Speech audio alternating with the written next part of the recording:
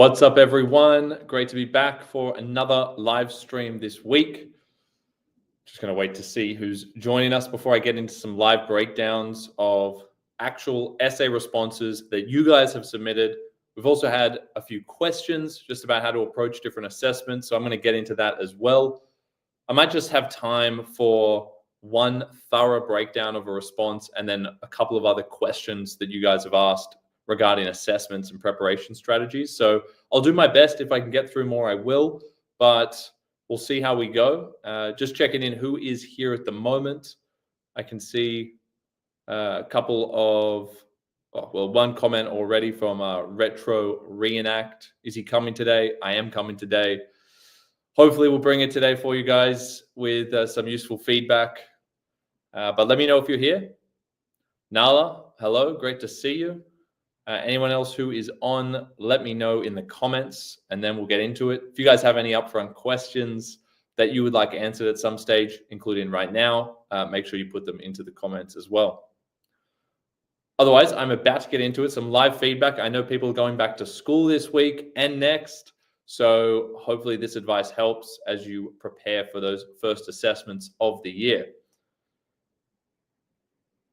Okay, great. So we've got a couple of you here. What I'm going to do is get straight into it and have a look at a couple of examples here. I'm going to have a look at a response submitted by Alex. First up, again, just doing it in terms of the order that these were submitted.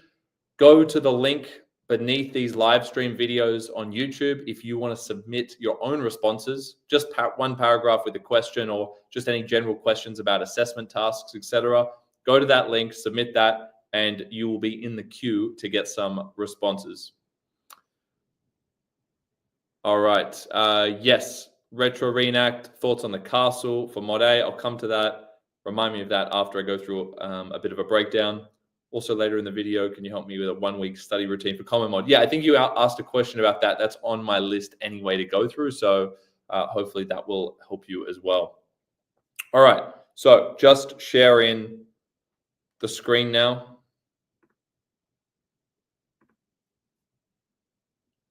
I think it's this one to start with. Let's have a look.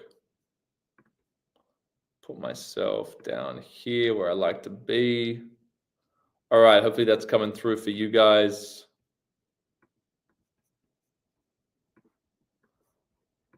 Okay, cool. Let's do some feedback. I'll see if I can reposition myself. Although I think that's okay. All right, cool. So let's get into it. Here is a question submitted from Alex. In what ways has your study of 1984 and one other related text given you insights into the complex relationship between human qualities, motivations, and actions? Now, even if you're not doing 1984, even if you have moved on from the common module and you are no longer looking at a related text, for instance, this is still going to be relevant for you because I'm just going to be tackling this like I would with any particular essay question. So let's have a look here, first of all, at the key words in the question, because when you're looking at an essay question, you always want to identify those key terms. And there are often fewer key terms than you would think. If you suddenly treat everything as a key term, then suddenly nothing is going to be that important. There are only a few key terms that you should be using all throughout your response. So it's very important that you distinguish between those key terms and the other words of the question. Now, of course, the whole question is important. You have to understand the question in its entirety. So you read it a few times, but then you need to get it down to the kind of more specific terms, the terms that markers want to see in your response, that they want to see unpacked throughout your response, okay? Because that's what's going to differentiate you. So this question says, in what ways, so it's saying how, has your study of 1984 and one other related text given you insights into the complex relationship between human qualities, motivations, and actions? So qualities, motivations, and actions, you've got 3 key terms bundled together there. And it's going to be our job as the responder to actually separate those terms and elaborate on each of them.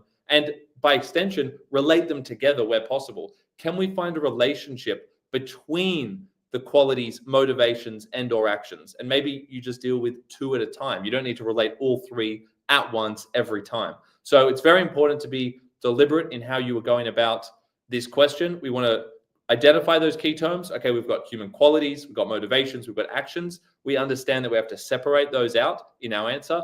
We know that we have to address the complexity between them. But when you describe the relationship, it should be implied how complex that relationship is. Or maybe you use words like yet, however, although. That implies complexity. But it's still important to actually say the word complex or complexity every now and then because it's in the question, but you also want to imply the complexity through the way you're talking about those key terms and their relationship with one another.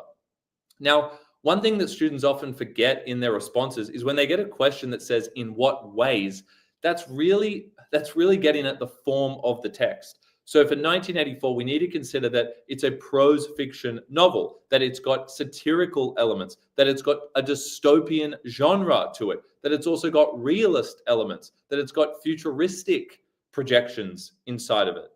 And there are a bunch of other things as well. But even just listing off a few of those there, like dystopian genre, satirical style or genre as well, the fact that it's got realist elements, the fact that it is futuristic, the fact that it's written in prose, the fact that it has third-person limited narration, all of those aspects of the form and style are absolutely critical to answering a question that says in what ways. So if you don't talk about form in your essays, then you need to add in as many of those elements as possible. Now, you don't need to do all of them at once, but you kind of layer them throughout the essay. You pepper them throughout your response, okay? But it's really important even in your introduction to address that. Even if the question didn't say in what ways and it didn't even say the word how, I would still be mentioning form and context in my introduction and all throughout my response. Aim for at least one specific mention of context, a contextual influence, and one specific mention of form, style, or genre. So those kind of bigger macro techniques, not just the metaphors and similes, those bigger things like the narration style, the structure of the text, the genre of the text and why that's important. Try to do at least one specific reference to each of those per paragraph. Okay, so that's for context and form, and you need to have some reference to those elements in the introduction as well. So we're going to see if Alex has done that in his intro. Okay, now that we've discussed this question a little bit, now we haven't really defined all the terms, but we'll address that as we go through. Let's see how Alex did at answering this question. Through bona fide representations of consistently subversive behaviors, texts offer insights into the immiscibility of our conscious and subconscious, meaning they can't be blended together, prompting audiences to reevaluate the enduring fallacy that human nature is inherently predictable. Okay, so the first thing you're probably thinking, as I'm thinking, is that's pretty wordy, that's pretty complex. It's definitely got the complex element. I don't know if it's got the complex relationship between those elements, but the writing there is quite complex, not so much in a good way because it's quite hard to actually follow that. You need to work on actually simplifying this down. There's just too much in this. It's a little bit wordy. Some of the terms shouldn't be in there, like through bona fide representations. Bona fide, that's like a legal term that means kind of in good faith or honest. Or genuine, through genuine representations. I just think it's an unnecessary adjective there. Maybe you could get a dystopian in there for 1984 if we're forgetting about the related, through dystopian representations of consistently subversive behaviors. It's already sounding better and more text specific. So we'll remove bona fide to get rid of that wordiness. Put in another adjective though, for sure. And that's answering the in what ways part as well. Through is a great word to start the sentence with. So everyone should be noting that. That's a tick because that answers the in what ways. And it's just generally a good sentence starter anyway. So through dystopian representations, this is just an example. And we'll get rid of bona fide, of consistently subversive behaviors. See there, it's so important to read the sentences out loud before or when you are refining your drafts, because you're going to pick up on things that are just a little bit wordy or clunky. Here, consistently subversive behaviors is just a mouthful to say. Let's go dystopian representations of subversive behaviors, right? And we'll go back and check there. Oh, hang on a second. Why have we said behaviors when the actual key word of the question is actions? Action and behavior are clearly the interchangeable terms here, and you should always prioritize the key word of the question.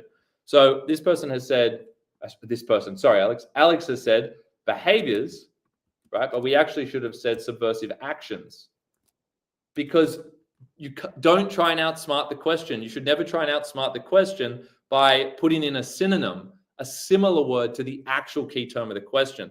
We want to get the actual key term of the question in here, subversive actions, instead of saying behaviors, okay? The keywords of the question take priority on the day. So if you have a synonym already planned out, or you're thinking of using a synonym, fantastic. Remind yourself, use the actual keyword of the question. And to avoid repeating the question, which is why you might have been trying to use a synonym in the first place, you can put an adjective before it, which Alex has already done. Subversive actions. Now you're not repeating the question. You're not just saying actions, motivations. You're saying subversive actions. You're defining the type, what type of action. Always ask yourself what type in relation to a keyword, and that will help you unpack the keywords of the question and avoid repeating them. Okay, so what does he say after that? Through dystopian representations of subversive actions, texts offer insights into the immiscibility. There's that word again. It's a difficult word of our conscious and subconscious. I believe it means that they can't like overlap. I'm just gonna look that up to be sure.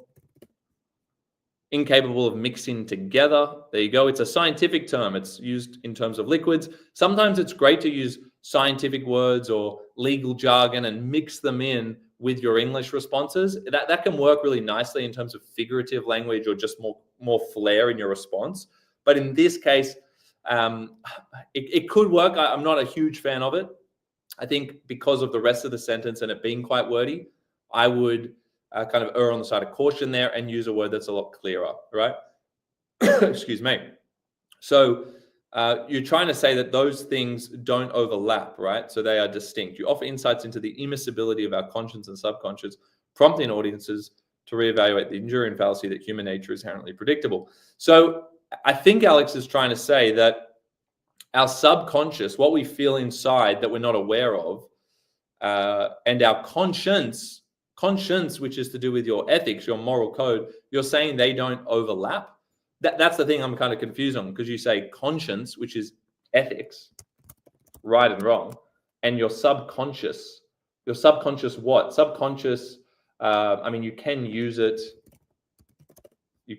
sorry for the horrible spelling here, as a noun, the subconscious part of the mind, your subconscious. But what are you actually referring to there? I suppose what you're not aware of inside your mind, right? Or how you feel. So ethics and that subconscious, those deeper feelings and thoughts and motivations, you're saying they can't mix together. So that's kind of tricky. Maybe that's true, but it's requiring a lot of thought, at least from me, to kind of grapple with your point. That's why I would go for a different term here, or I would just try to state this in a clearer way. The separability, the division, the inherent division.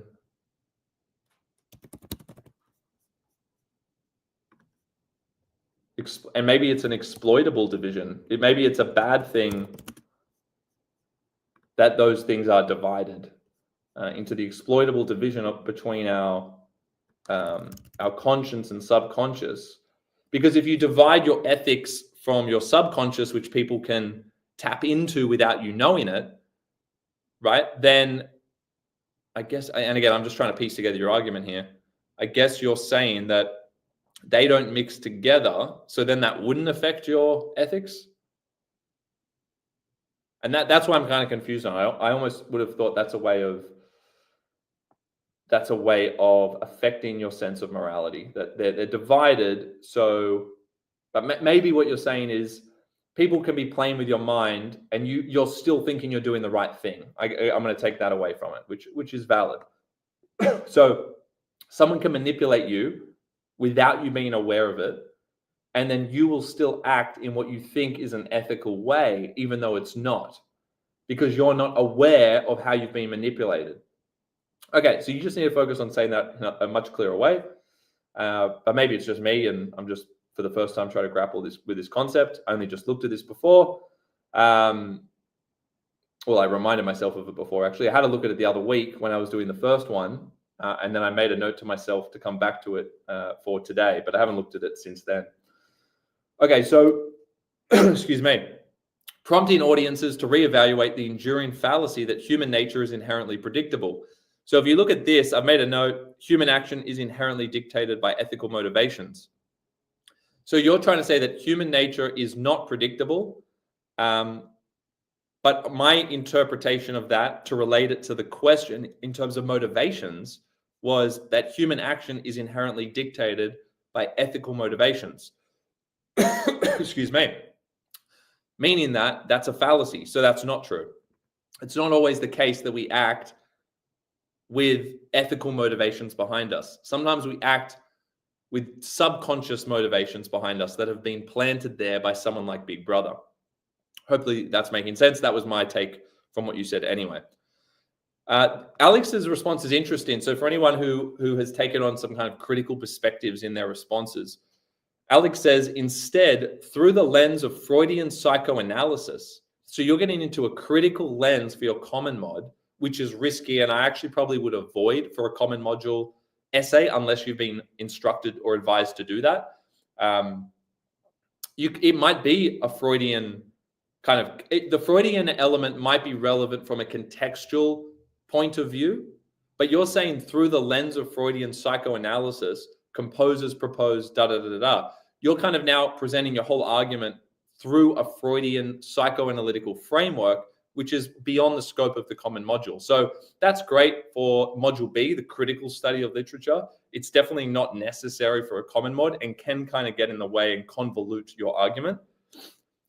You're supposed to be responding by having consideration of different perspectives, for sure, but you're now kind of limiting your argument to this one perspective rather than it feeling like a more authentic response from you that's informed by Freudian and other frameworks or perspectives. So I would tend to avoid this for a common mod essay. I'd probably only use that for a module B critical study. You can still say your take though here. You can still say the same point. You say composers propose how our primal qualities. Now, what I like about this is the question had qualities. You've added primal qualities. So that's a good example of when you get a word of a question, ask yourself what type, and then you can get that immediate expansion of the question by taking the key term and placing a relevant adjective before it. So Alex did a great job at that. He then says how our primal qualities and socially constructed motivations. So he's kind of grouping these, which I'd be careful with. I tend to avoid the grouping here because I'd rather say how they're related rather than saying something and this. I don't want to bundle them together. But what Alex nonetheless has done well is he has defined the motivations that he's talking about. So once again, I'll put in blue where Alex has expanded on the question, which is where you get bonus points. You get bonus points for doing this because most students just repeat the words of the question or use synonyms. What Alex is doing is using the words of the question plus expanding on them with relevant adjectives that expand on those terms. So that's what you should all be trying to do. Now, he's saying that these things exist in a complex dynamic. Okay, I get it because that was the word of the question. So you can use complex, bearing a fluctuating influence over our actions and rendering them capricious.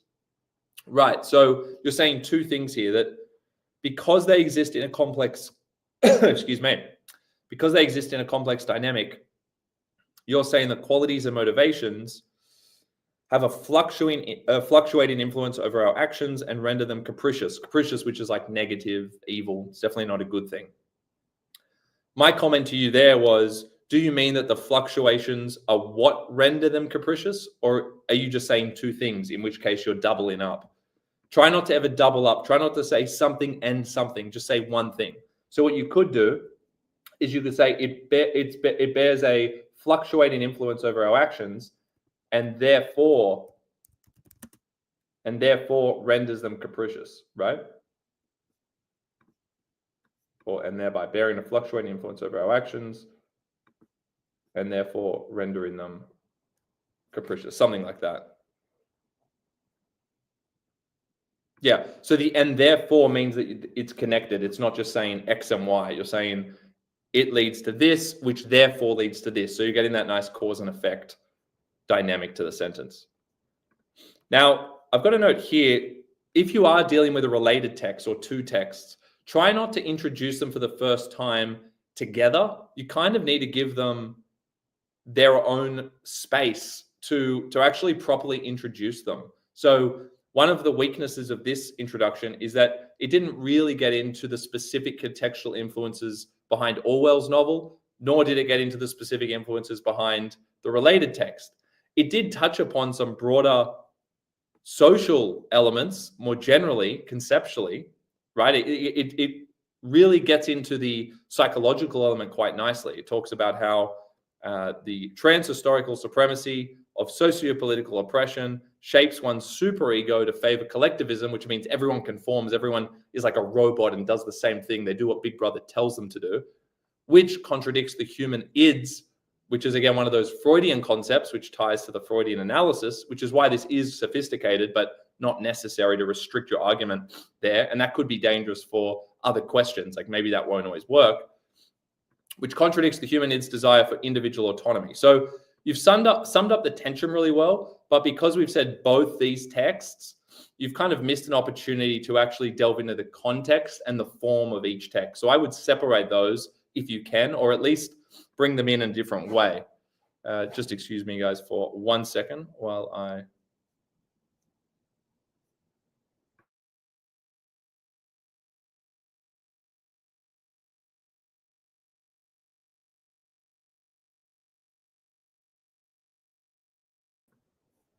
Okay, cool. We're back.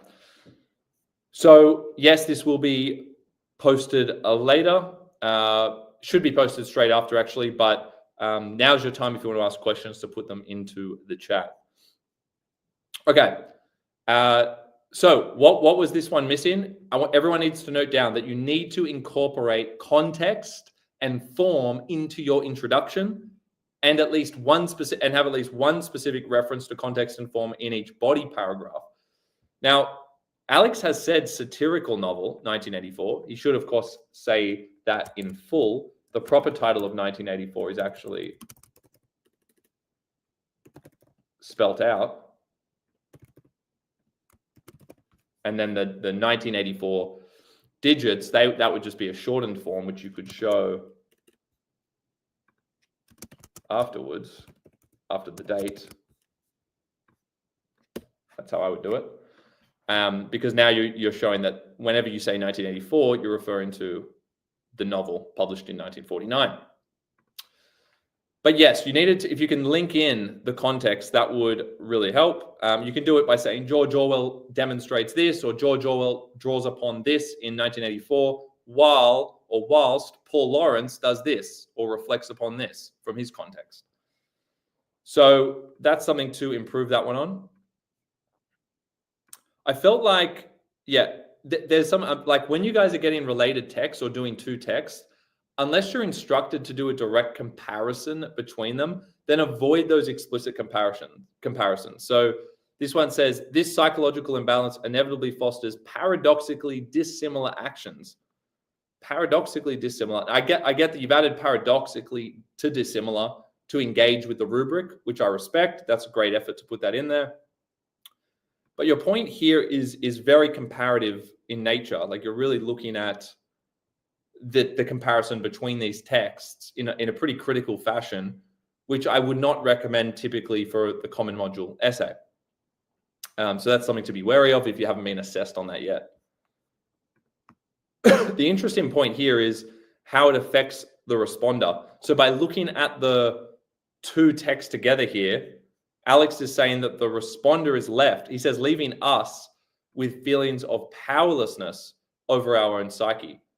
You're saying that because the texts represent a similar thing in a different way, we're left feeling powerless because we can't understand how those two texts could be different. Feels like we're getting a bit kind of carried away and we're getting off track here.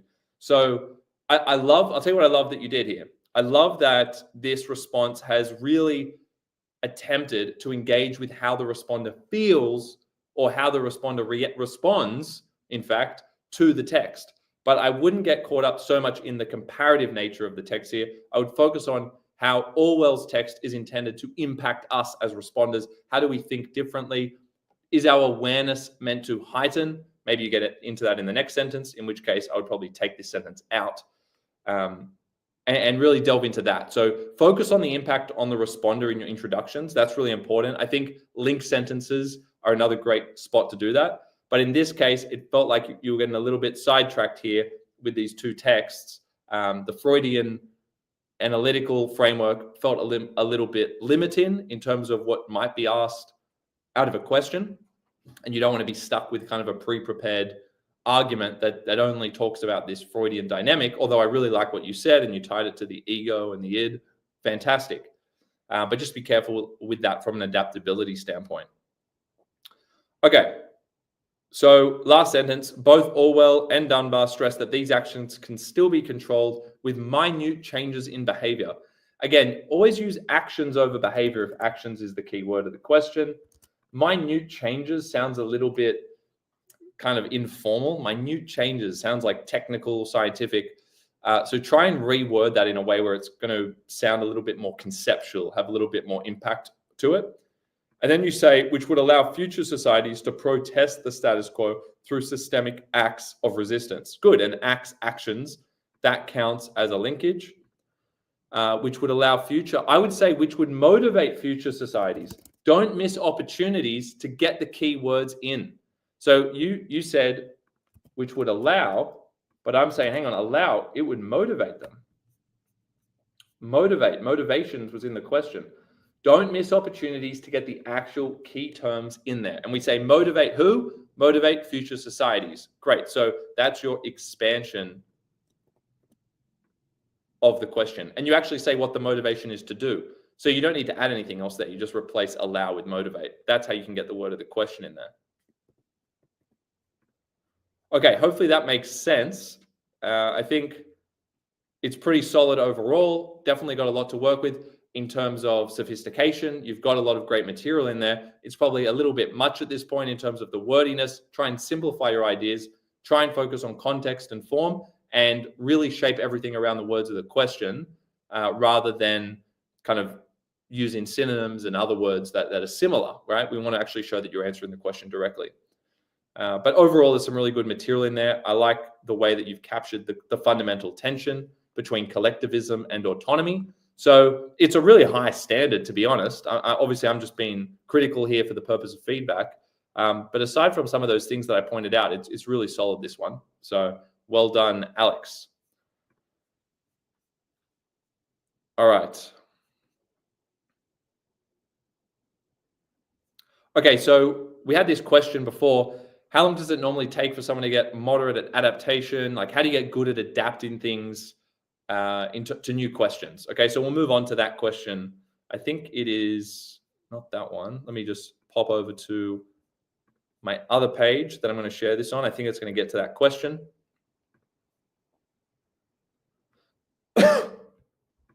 Excuse me, I'm losing my voice a bit. So this might be it, but hopefully this will answer that question.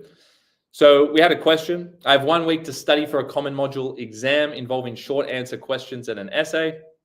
I've made a very good base essay, but don't know the skill of adaptation. Quite mediocre at short answers. Any tips or a possible study guide for this for every day of this week? Okay, so super specific, practical question. I've got some guidance for you. Let's start at a high level in terms of the principles regarding what you should study for. How do you actually study within 1 week for an essay and short answers? Well, first thing is you've got to use the 80-20 rule, okay? The 80-20 rule. The 80-20 rule says that you need to spend most of your time on the 20% of activities, the 20% area that's going to give you 80% of the result. And obviously for essays, it's about getting that perfected draft. But because you're happy with your draft, what is the 80-20 in your case? What's the 20% thing that you can do that's going to get you 80% of the way there in terms of adaptation?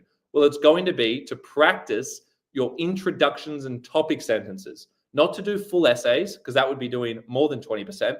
Take 20% of your base essay that you're happy with, and then I want you to get 5 new questions, okay? Practice, we'll go 5 new questions, right? Different types. and then you're going to rewrite your introductions and topic sentences in an adapted form. So that's what you need to do. That doesn't answer how you actually adapt. I'll get to that in a second. But this is what you need to focus on. So you can do one of these each day of the week. That would be splitting it up. I would actually probably bundle them a little bit more and maybe do, let's say, three sets of 2 new questions with different text types, or you could do a bunch all at once, see how you go working through it, right? But you'll work through it quite slowly at first to figure out how you can change things around in your essay to suit different questions, how much material you need to get rid of, what you can keep, how you can rephrase things. You do need to go through that quite slowly at first, but then you'll get faster, okay? So I would say at least 5. Here we'll do 3 sets of 2, so 6 different questions for the common mod. Look at past questions, trial questions. Should be easy enough to get 6 questions there that all are of a different nature, that all have a different style, that is. And then in terms of the short answers, 80-20 rule means what's the most efficient thing you can do to get you 80% of the way there? You should just do practice papers. So line up, I would try and do at least, let's say if you're really struggling here and you've got all week to do it, you don't have much else on with other subjects, try and do 5 practice papers. I know they're about 45 minutes each plus 10 minutes reading time, so that's an hour. But if you do 5 hours of past papers this week in preparation for next week, I guarantee you're going to be in a much better position than you would have been otherwise.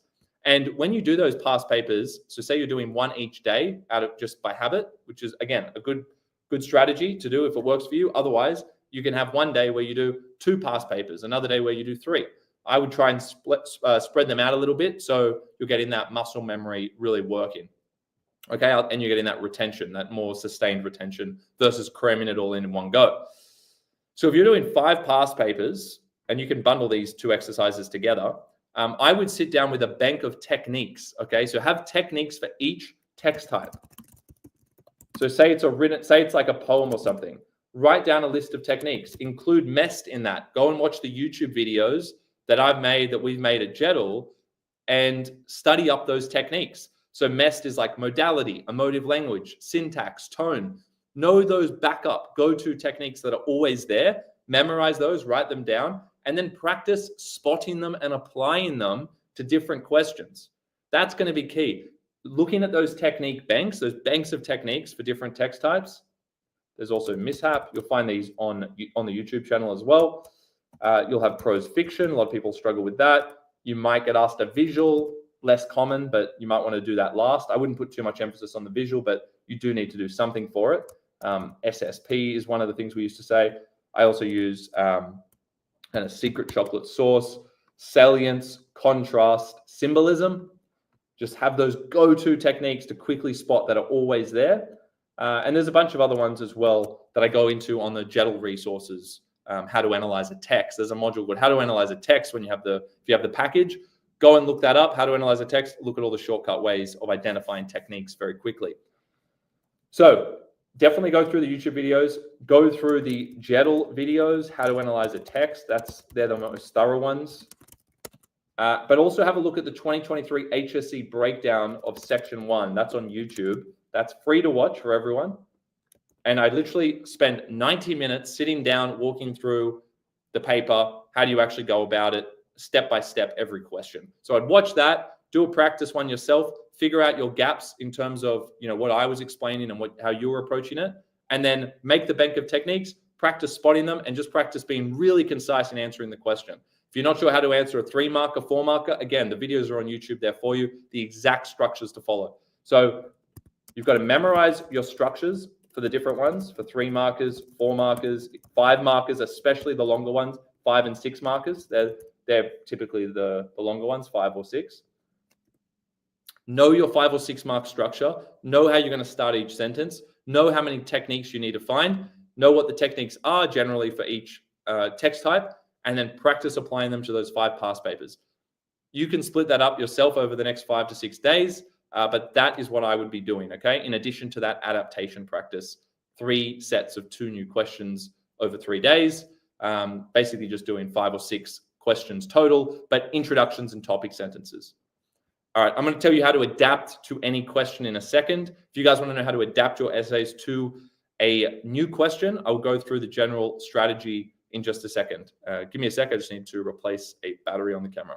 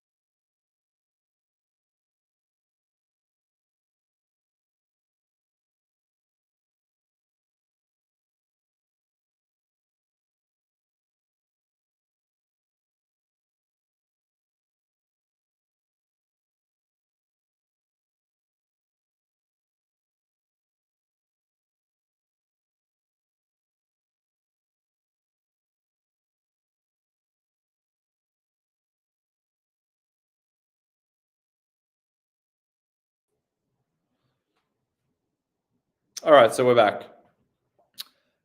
All right, so we are going through how to get good at adaptation. Let me just hide this for a second. Okay, what's the approach for adaptation? Let me just put this down here. Okay, approach for adaptation is you want to fundamentally preserve, obviously, as much of your core argument, your base essay as you can, but you also need to be willing to rephrase, replace, remove things from that core. So that's why people tell you not to memorize essays. What they really mean is don't just rewrite a pre-prepared essay. That doesn't mean you can't memorize material so that you're faster on the day. You should definitely have a structure in mind. You should definitely have arguments that you've learned and turns of phrase and really nice sentences mapped out. So I would learn all of that, but you have to go in there with a mindset to prioritize answering the question on the day. But very often that will not require you to substantially change the structure of your argument. So in fact, you'll most likely be preserving the structure, but be making your arguments in slightly different terms. So you'll be rewording what you're saying, but saying the same thing fundamentally.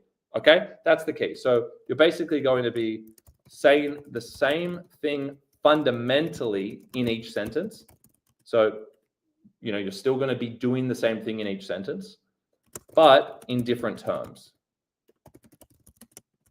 But the but there is, however, I'll say 80%, it's that 80-20 rule. 80% of your sentence, of each sentence, will likely remain unchanged, or maybe can remain unchanged, right? Now, that's not always, but in 80% of cases, or 80% of every sentence will likely remain unchanged, and you have to change 20% of the sentence. You don't know which 20%, which is why you can't know that in advance. It depends on the question. But it's great to practice different questions so that you know how to change different parts and how to spot the correct parts to change. Okay? Because locating the most relevant part of the sentence to adapt is the thing that's going to save you the most time, and it's the thing that's going to allow you to adapt properly. So it's all about locating the correct part of your sentences, or I'm just going to put sentence of each sentence. This applies to the whole essay, but especially your introductions and topic sentences. You've got to locate the correct part of each sentence that needs to be changed, that should be changed to incorporate the key terms of the question, or key term of the question, right? With expansion. Okay, so it's all about finding the correct part. And guess what's going to make you really quick at doing that, really fast at doing that? Practice and knowing those sentences off by heart. So if you memorize the core material, you're going to already know exactly where the best spots are to change. And if you have basically practiced a lot of questions, then you're already going to have done that type of exercise before. You're going to know exactly how to do it and how to approach it. So it is definitely a case of familiarizing yourself with your essay really well, familiarization, plus practice adapting to different questions, okay? But remember, at the end of the day, you want to basically make the same argument, but in different terms. There's 1,000 ways to say the same thing. All right, so there are 1,000 ways to say the same thing. You need to say the same thing using the key terms of the question, okay? But you're still saying the same point. You still are going to say the key tension is between individuality and collectivism, but you might not say it in those words. You might say the key tension is between a motivation. Now, if motivation is the key word, you might say the tension is between a motivation to preserve one's individuality and a more corrupt motivation or a subconscious motivation to conform.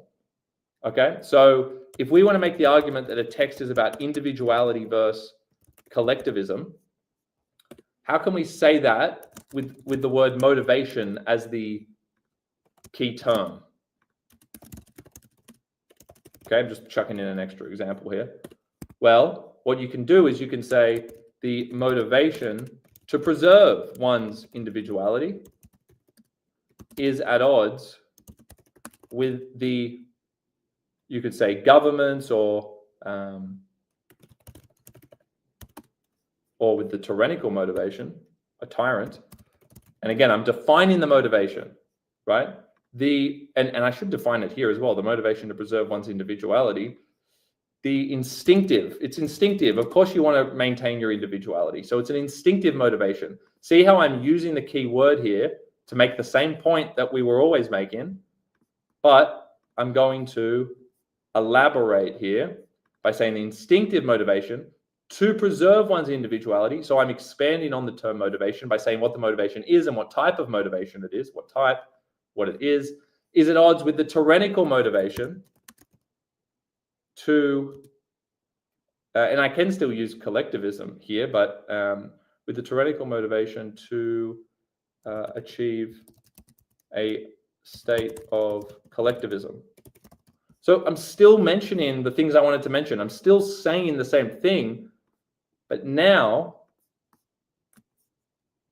I'm doing it in terms of the word motivation. Hopefully you're seeing what I mean here. We're still saying the same sentence in that thesis statement, but I'm using the word motivation and I'm rewording around it, but I'm fundamentally saying the same thing. You literally do that with your topic sentences, with your sentences of analysis. That is the trick. It's just to say what you already wanted to say using the key terms of the question and weaving them in a way where you can actually expand on them, like I'm showing you with the green. See, when a marker looks at this, if the key word of the question was motivation, they'll see the instinctive motivation. He's defining the key word here. And he tells me what the motivation is, to preserve one's individuality. Of course, little did they know that sentence was always about individuality versus collectivism. We said it kind of differently. Now we say it in terms of motivation, but we still get to make the same point. We've already got all of our material set and we get to keep the structure of our argument. Perfect. That's all you're trying to do on the day. Okay, so I hope that's making sense for everyone. In terms of how much should you adapt, you should adapt a lot. Every sentence of your introduction should be adapted, should include at least one key term of the question. Remember, there's only generally 2 or 3 key terms in a question. Okay, at least one key term in every sentence of your intro, plus your topic sentences, plus your link sentences, and then as much as possible within your analysis. Meaning your quotes will likely stay the same. Now, this is a general rule. Quotes techniques stay the same generally, but the effect / your explanation of the quote should aim to include at least one key term of the question. Okay, so that's the how much question. How much should you adapt? There you go. Heavily throughout your intro and topic sentences, especially your first sentence. Don't even bother submitting a response that doesn't mention a key word of the question in the very first sentence. You need to pause and think about how you're going to do it in an effective way, not just repeat the key word of the question or the keywords of the question. You need to make sure that you don't group key terms together. You always separate them out and explore a relationship between them. What is that relationship? It's going to be your predetermined argument rephrased in terms of those key terms that you're now relating. Hopefully that makes sense. You already have a relationship you're talking about. You need to assume you've already answered the question. You just haven't used the explicit key terms of this question. You did it using a different question. Okay, so that needs to be your mindset. The question is working for you on the day. You are not working for the question. You need to go in there with the kind of almost a delusional mindset that I have already perfectly answered this question. Then you need to take a step back and say, okay, I haven't exactly, but how can I reword that so I have perfectly answered it, okay? And you'll have to change probably less than you thought, okay? Now, how do you actually adapt to a question? How do you adapt a question? Well, I'm going to do one practice here before we wrap up, okay? I've got a few minutes to go through this. So let's say the question was, and this is from last week's example, in what ways has the study of your prescribed text given you insights into the complex relationship, we looked at this before, in fact, between human qualities, motivations, and actions, okay? So again, going through some of the key words here, it's not even really complex. Like as a keyword, I'll still try and use it, but we can't ignore these 3 words that the question wants us to relate. You don't have to relate all 3. The more key terms you try and pack into a sentence, the more likely it is that you're just going to repeat them and you're just going to list them off. You're not actually going to say anything specific. So best to try and focus on 2 at a time if you are thinking about it that way. Now, let's say someone's topic sentence looks like this. So this is a draft topic sentence. An individual's response to grief is often unpredictable, which ultimately reveals the innate need for companionship in the face of emotional strife.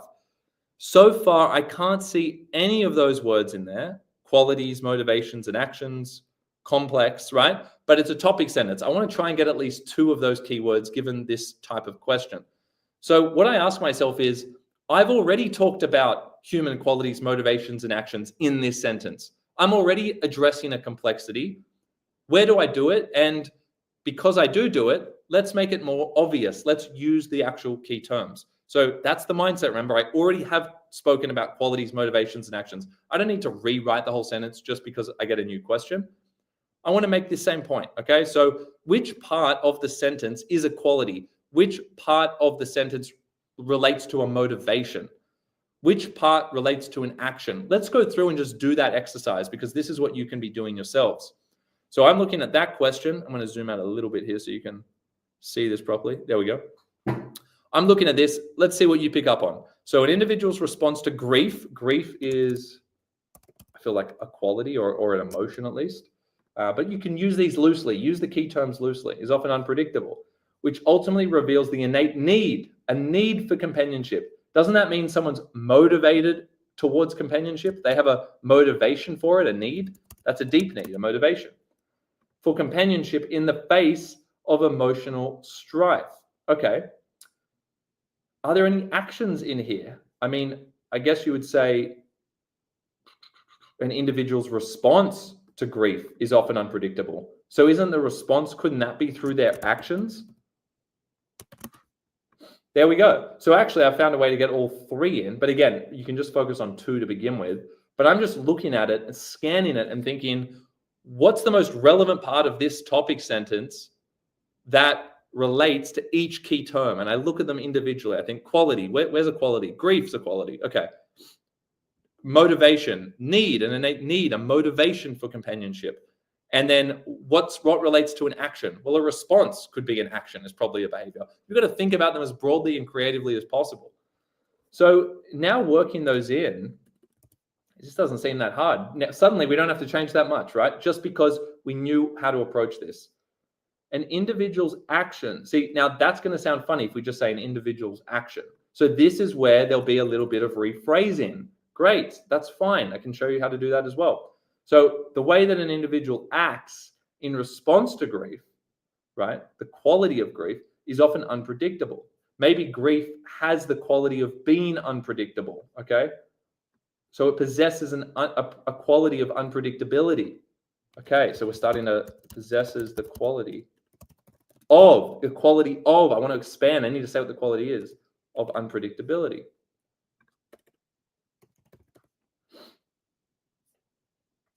okay, which ultimately reveals the innate need, which ultimately inspires a motivation, which ultimately reveals no, which ultimately inspires. See how I'm making little changes here?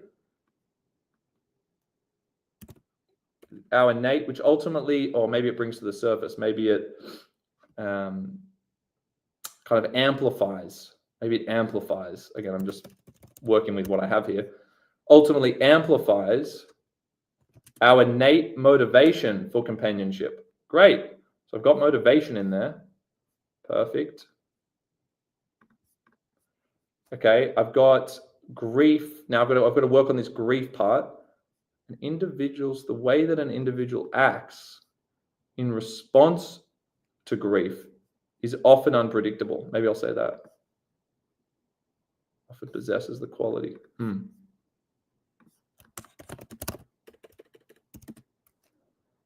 The way,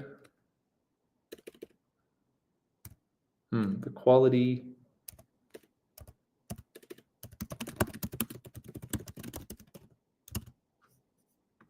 that an individual acts in response to grief. And again, this isn't the greatest topic sentence. I'm just working with an example from last week. It's not bad, but as I pointed out last week, it needed a bit of work. The way that an individual acts, act is fine. If the keyword is action, act ticks the box. So just looking at that, looking at these terms up here. The way that an individual acts in response to grief, notice the original one was an individual's response to grief. Now I say the way that an individual acts in response to grief. So I've rephrased it to get it in there. To grief often possesses the quality of unpredictability. So now I'm saying the action has the quality of being unpredictable. So it's the act that's unpredictable. Okay. Now maybe I have to make sure that's what this person actually wanted to say. The way that an individual acts in response to grief often possesses the quality of unpredictability, right? Now, I could have just said often is unpredictable, but we want to get quality in there. There is a quality of being unpredictable in these moments, which ultimately amplifies our innate motivation for companionship in the face of emotional strife.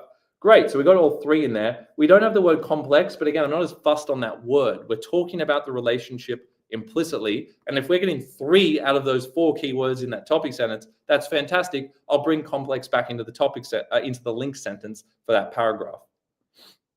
Okay, so again, working with just an original draft there.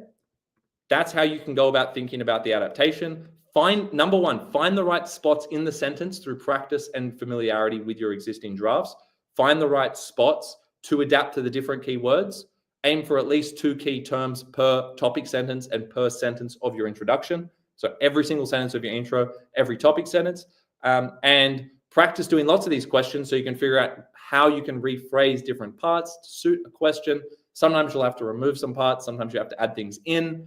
But generally speaking, you should be able to rephrase what you already have using the existing framework through being creative and doing lots of practice. Okay, so that's generally speaking how you adapt any given sentence. Okay, every sentence is a little bit different, but intros, topic sentences, think about it in the way that I just demonstrated.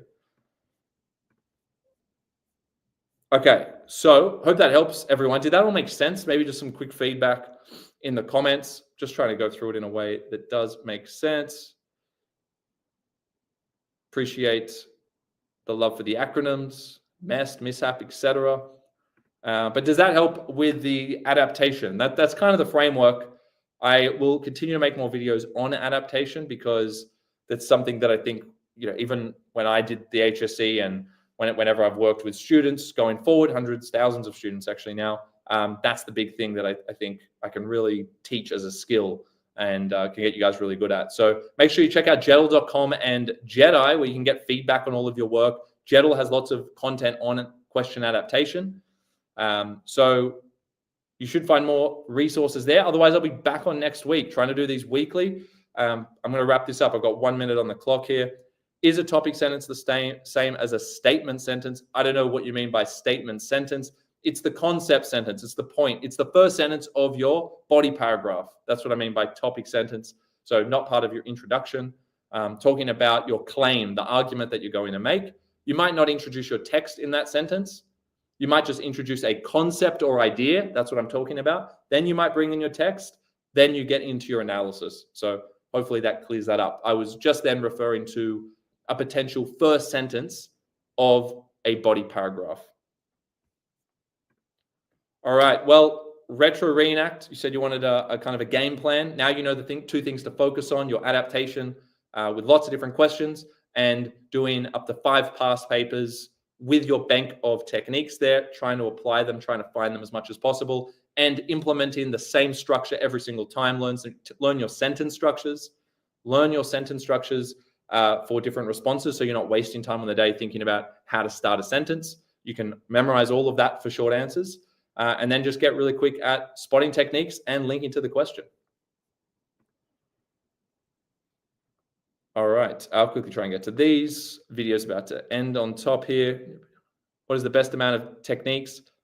Paragraph length, just aim for at least 3 micro techniques, 3 specific techniques with quotes. Try and embed your quotes as well. And then have an extra mention of form, style, or genre. So a macro technique. 1 macro technique, 3 specific techniques. Try and pair the macro and specific techniques together in the same sentence or piece of analysis if you can. That will get you there. But at least 3 per paragraph. Depends how many paragraphs you have and how much you can write, of course.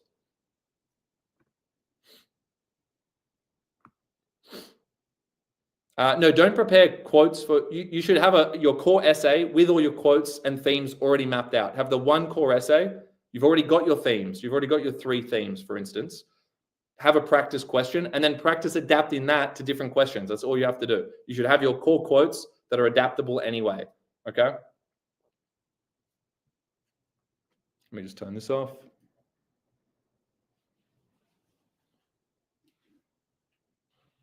Okay, I'll just continue on here with the video for a little bit, do a bit of overtime.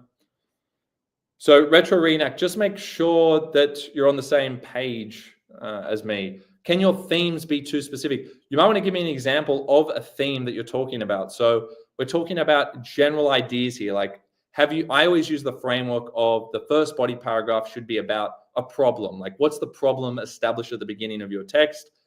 Okay, what's the response or consequence of that problem? Middle of the text, and then what is the resolution, if there is one, at the ending of the text, the end of the text. So beginning, middle, end should trace the themes, the key themes, in a way where you've got quotes in the right parts, your essay is moving forward, and it's highly adaptable to any question. Striker, hi, what essay structure should I use for year 11 and 12 English Advanced? Well, the one I just said. So if you're studying one text, I use a 3 body paragraph structure. The first paragraph should be defining the problem in the text. There's a million ways you could talk about the problem.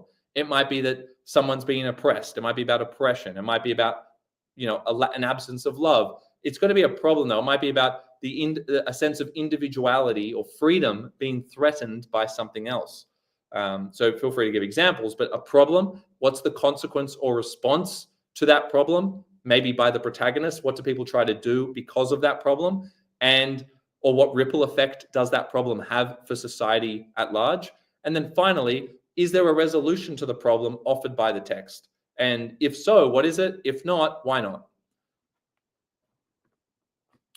In all your experience with English, what is the best thing, whether it be website or personal experience, enhanced your English for year 12? Honestly, the 2 things that were most important for my success in English personally, and what I've seen work for most students, is 1, early preparation of core drafts for English. Early preparation of core drafts for English. So I prepared very early as I could. Even before I started term 4, I was already doing essay drafts and thesis statements. I didn't know anything about the text. I was just getting into that mindset, writing, practicing, putting some structures together, preparing that early. So early preparation of my core drafts was the first thing. And the second thing was feedback. That's why we created JeddAI. So you can submit drafts and get experts to tell you how to improve them. Because I always used feedback. I bombarded my teachers with feedback requests. I would submit like 10 drafts. They couldn't always get back to me because I would send them too many things, and teachers have lives outside of school. I would share them with a couple of my close friends who are also equally as ambitious when it came to English, and we would share them, we would collaborate. And in doing so, I got all this extra feedback about how to improve it rather than just relying on myself to improve the essay, through kind of self-marking. And that works to an extent, like you can refine things, but preparing a draft early and then getting as much feedback as possible, that's it. Like that's literally the recipe for success.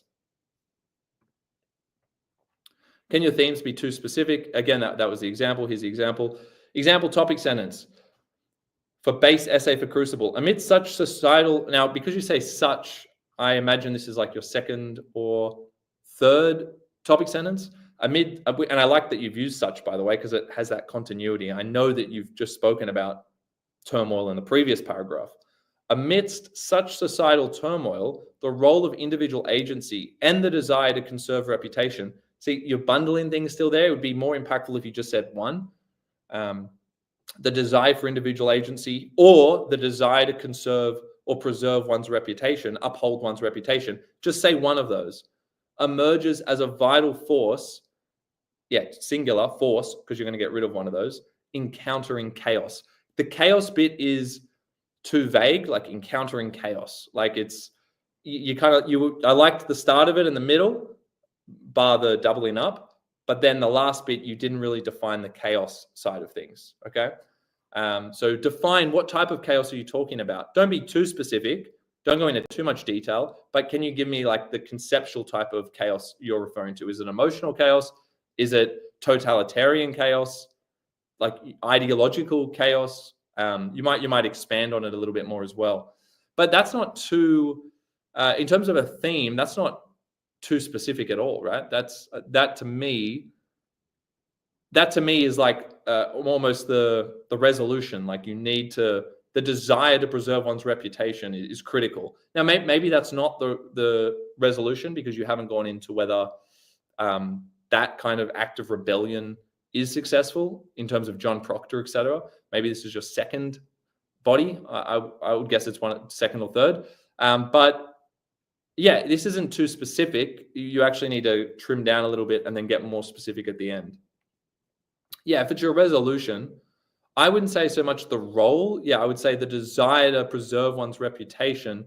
It's more, can I give you something here as well for Crucible? It's more the desire to preserve one's moral integrity, because actually the paradox is that it is a fear of losing one's reputation that makes people lie. Whereas John Proctor is willing to give up his reputation. He's sacrificing his name, right? He's sacrificing his name to preserve his integrity. So just make sure you get that point right. It's so critical with the Crucible. So it's the desire to preserve one's moral integrity, notwithstanding, despite, right, the reputational harm that such an act of defiance requires or would imply or result in. So you need to make that clear, that it's despite the harm to one's reputation that they're able to seek to uphold their integrity. That is the only way to actually counter the chaos. You have to stand up for the truth. So just make sure you're a little bit more specific on that. I did a base essay on the 2019 love, on the HSC love question for the Crucible, I imagine, Emily. Is this bad or not adaptable? No, it's adaptable because, again, if you did it on love and you did it the right way, you would have been talking about love of ideology. You would have been talking about an absence of love, absence of self-love, right? You would be talking about a manipulation of love away from one's neighbor towards the state or towards theocracy if you're doing the Crucible. So the way you dealt with love in saying who that love was directed to and who that love was being taken away from, you're going to be making the same fundamental ideas as you would in another essay for a different question. However, yeah, love is quite a unique term. For my base essay, I probably would use a different one, like if I'm being perfectly honest, because I'm thinking if I was to do it. I think it's a good start. Maybe I would tweak that and do a more broad one. Like I think there's an essay question from a couple of years back about challenges, right? It was relatively easy. I think 3 years back or so, about how there are challenges in the human experience. I would just use something broad like that, and then you'd be able to answer the love or any other question with that anyway.